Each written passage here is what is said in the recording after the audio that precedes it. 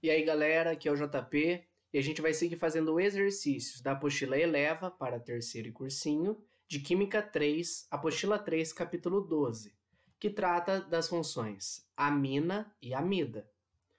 Vamos lá, primeiro exercício é o exercício contextualizado número 12, que fala o seguinte: o aspartame, estrutura representada a seguir, é uma substância que tem sabor doce ao paladar.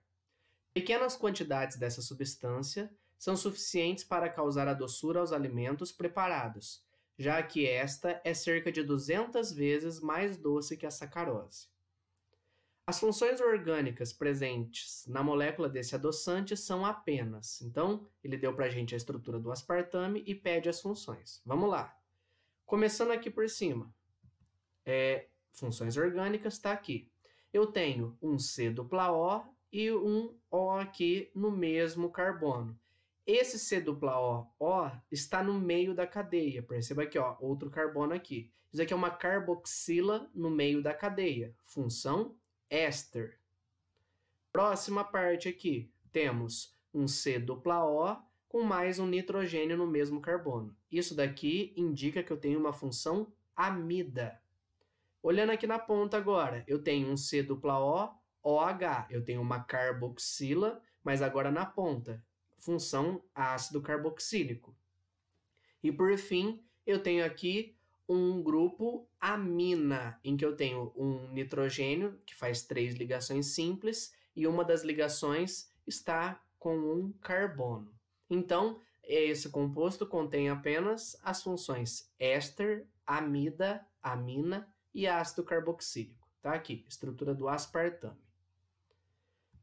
Exercício agora número 20 dos contextualizados.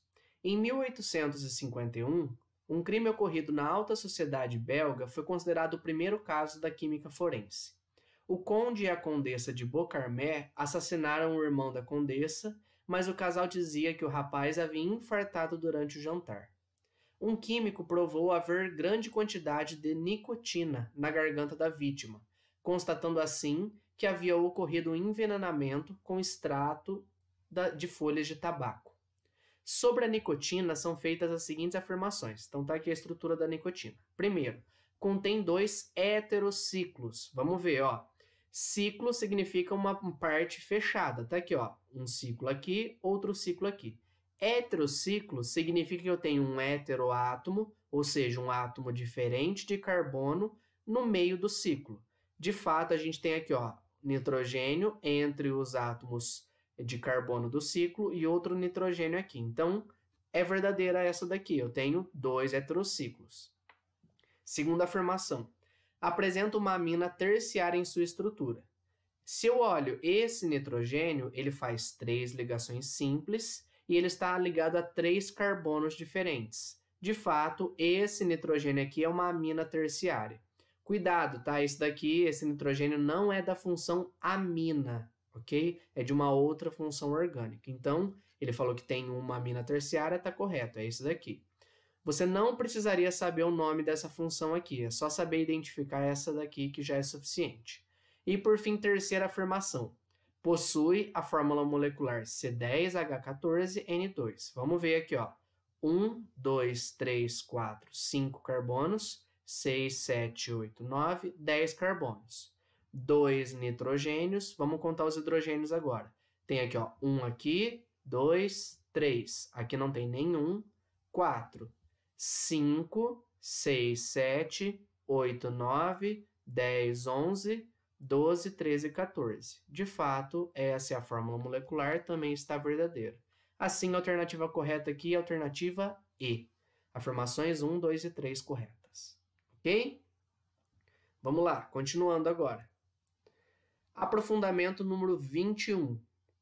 Alguns medicamentos usados para o tratamento da disfunção erétil masculina, aprovados pela US Food and Administration, têm como princípio ativo um sal de sildenafil, substância cuja estrutura química é mostrada a seguir.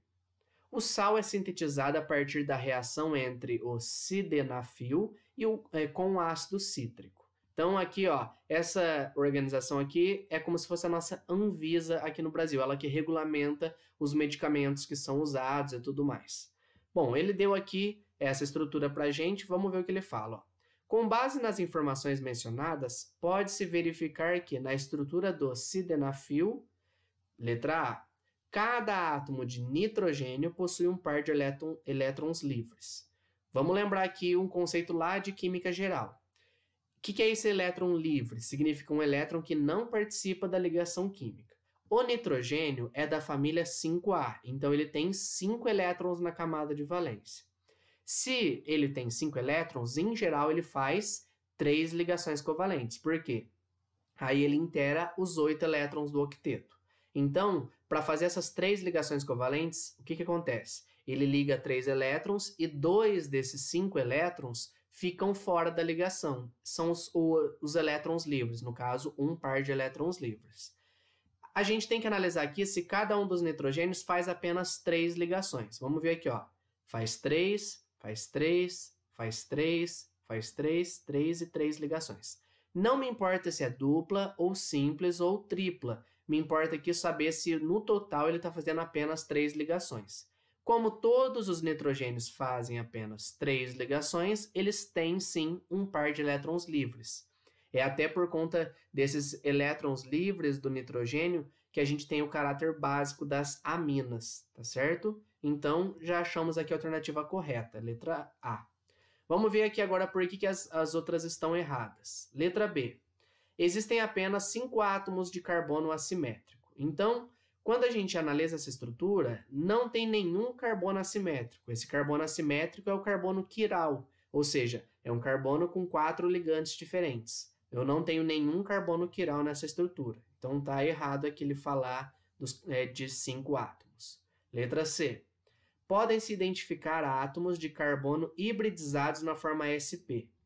Como a gente já viu, sp eu tenho aqui, ó, ou eu tenho que ter um carbono com 2 duplas, ou um carbono com uma tripla e uma simples.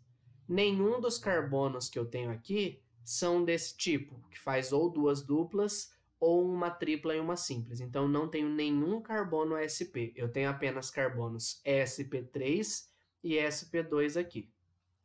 Letra D. Pode-se identificar a função orgânica éster. Não, o que a gente tem aqui de funções orgânicas, nós temos aqui, ó, aminas, ok?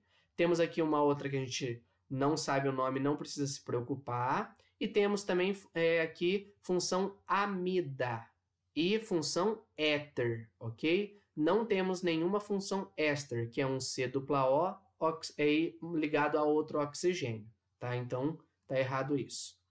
E, por fim, a alternativa E, pode-se identificar a função anidrido de ácido. Essa função aqui, a gente reconhece ela como sendo um C-O ligado a um O e esse O ligado a um outro C-O, tá? Não é o que a gente observa aqui, a gente não tem função anidrido de ácido. Assim, a alternativa correta aqui, de fato, é a alternativa A. Agora, exercício de aprofundamento número 25 da FUVEST, que fala o seguinte. A tuberculose voltou a ser um problema de saúde em todo o mundo, devido ao aparecimento de bacilos que sofreram mutação genética, mutantes, e que se revelaram resistentes à maioria dos medicamentos utilizados no tratamento da doença. Atualmente, há doentes infectados por bacilos mutantes e por bacilos não mutantes. Algumas substâncias A, B e C inibem o crescimento das culturas de bacilos não mutantes. Então, ó, tem aqui, ó, essas 3 substâncias matam os bacilos não mutantes. Tais bacilos possuem uma enzima que transforma B em A e outra que transforma C em A. Então, aqui, ó, transforma isso, B, em A ou C em A. O crescimento, acredita-se que A seja a substância responsável pela inibição do crescimento das culturas. Ou seja, se eu tenho A, eu tenho justamente a morte desses bacilos. O crescimento das culturas de bacilos mutantes é inibido por A ou C, mas não por B. Assim sendo, dentre as enzimas citadas, a que está ausente em tais bacilos deve ser a que transforma. Então vamos lá, temos aqui um raciocínio para ser feito. Não é difícil, mas tem que ser analisado com cuidado esse exercício. Ele fala que eu tenho aqui, ó, nos bacilos não mutantes, eu tenho dois tipos de enzima. Eu tenho uma enzima que transforma B em A e outra que transforma C em A. São essas duas opções de enzima. E ele fala que A é o que mata os bacilos. Como tem uma enzima que transforma B em A, se eu tenho B, consequentemente eu vou ter A. Se eu tenho C, também eu vou ter A. Isso para bacilos não mutantes. Agora, o que ele fala? Ele fala assim, ó, que o crescimento das culturas de bacilos mutantes, que é o que a gente vai analisar, é inibido por A ou por C, mas não por B. E ele quer saber qual dessas duas enzimas aqui que ele falou está ausente nos bacilos. Bom, se de fato eu tenho aqui que A é o que mata os bacilos, tudo que leva a A vai acabar matando o bacilo.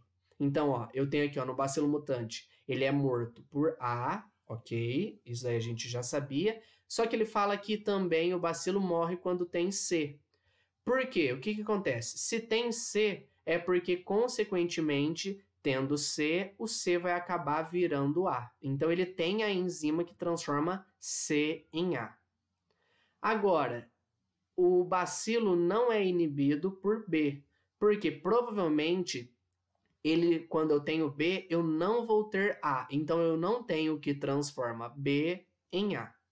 Tá certo? O que a gente vai fazer aqui? Analisar agora, né, como as alternativas trazem as funções orgânicas, eu tenho que analisar as funções aqui desses compostos. Primeiro, em A, eu tenho aqui ó, um C-OH, eu tenho uma função ácido carboxílico.